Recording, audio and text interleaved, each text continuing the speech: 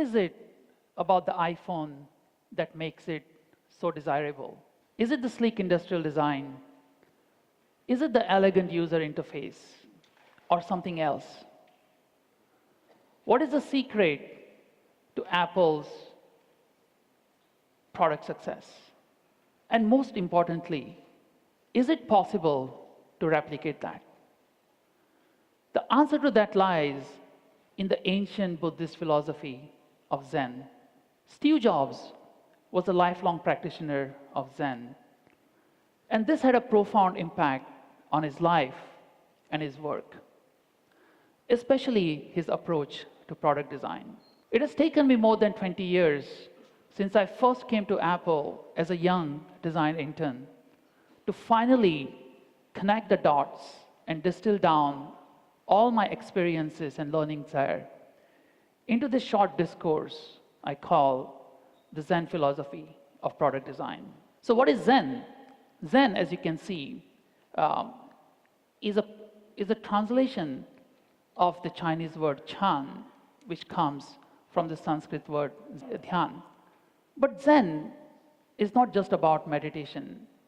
It's about perfecting wisdom.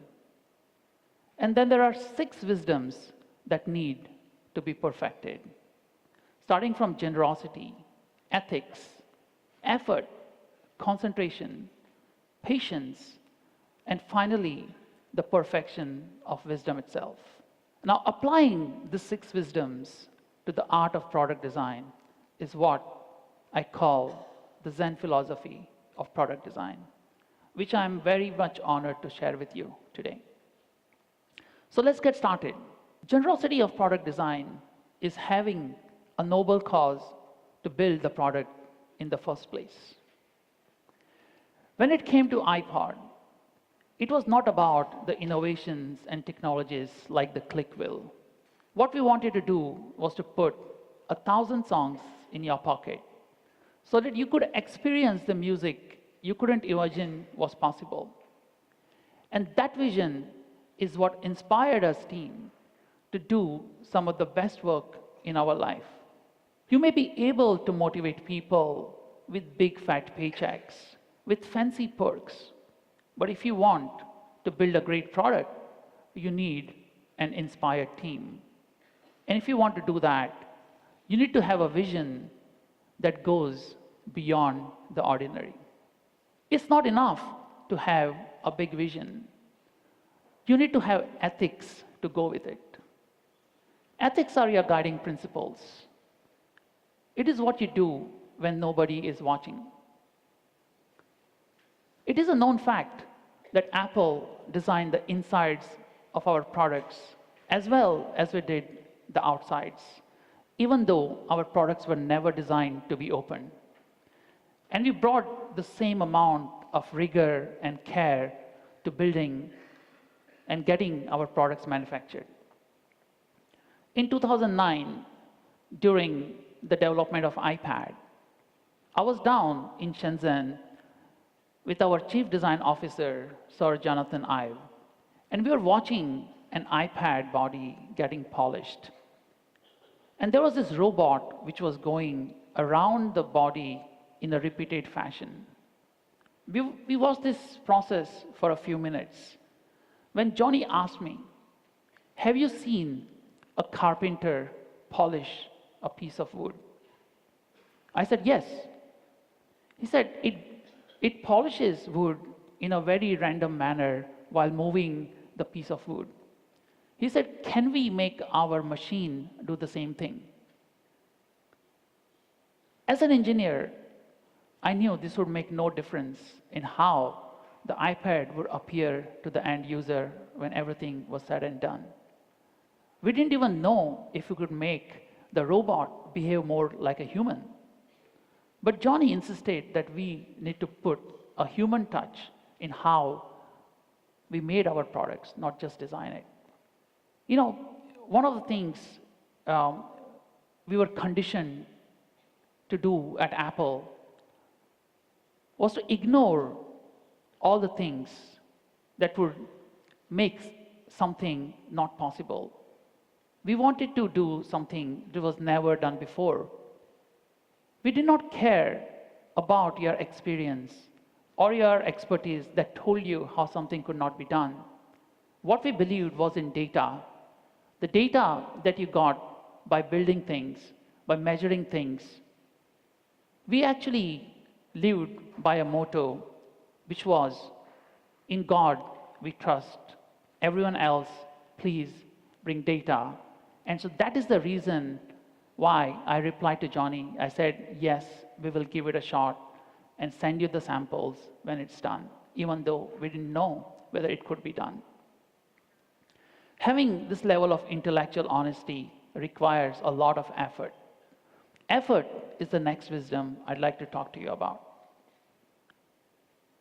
Very early in my career, when I told my friends that I did product design at Apple, this is what they believed I did. Sit behind large screen in the sunny offices of Apple in California. That was partly true, but most of the design work happened in the factories across China. We came to China 6 to 10 times a year to do our product builds. When here, all we did was build our design, test it, fix it, build it again, test it, and this would repeat. We didn't know the hour of the day or the day of the week. Whether it rained, whether it snowed, and even during the Chinese New Year, the builds would go on. We had this saying, and we even got it printed on our t-shirt, which said, in China, every day is a Wednesday. That means your last weekend was long, long time ago. Your next weekend is not coming anytime soon. When you're in China, every day is a Wednesday.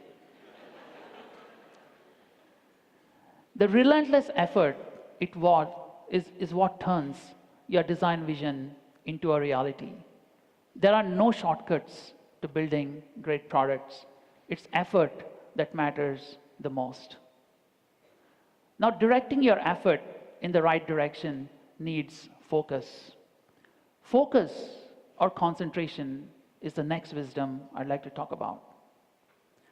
At Apple, we had a need-to-know policy. Every one of us had just the right amount of information needed to get our work done effectively. Every project had a keyword, and only those assigned to this project knew what the keyword was and what it referred to. Many a times, the teams working on the same project were segregated. During the development of iPad, one of the last steps we as a product engineers did was to put the newly manufactured product or the prototype into a case that exposed only the screen, the camera, and the buttons. Then we handed it over to the software team.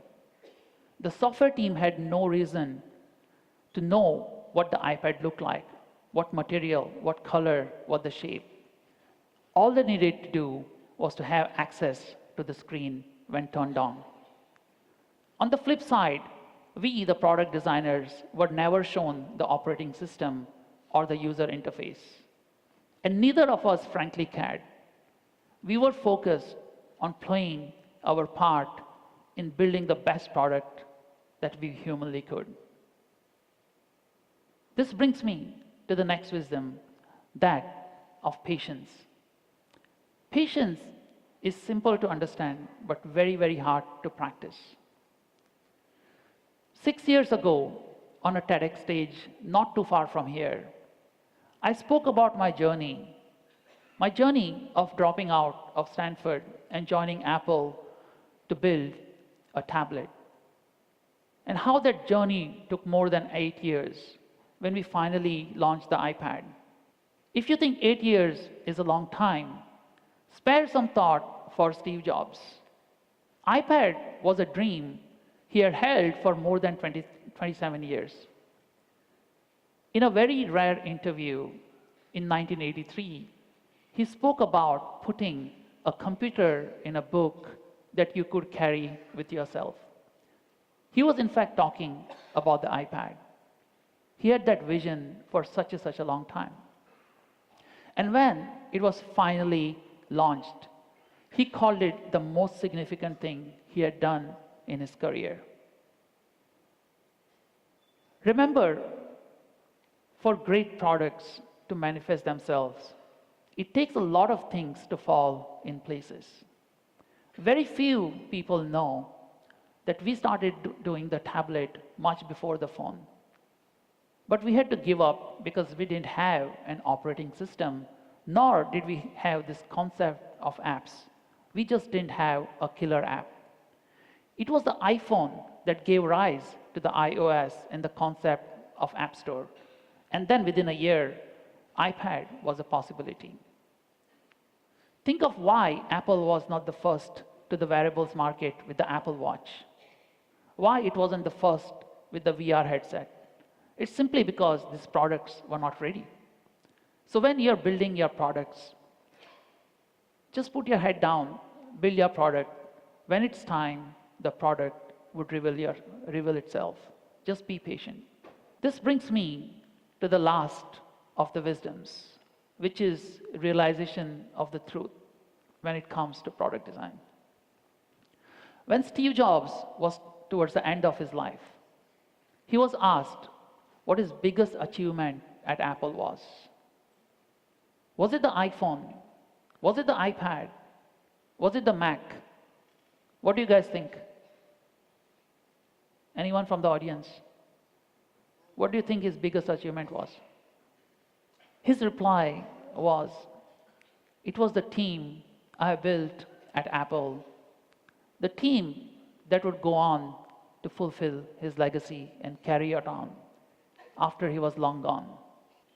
When you're recruiting, be very careful who you let into your inner circle.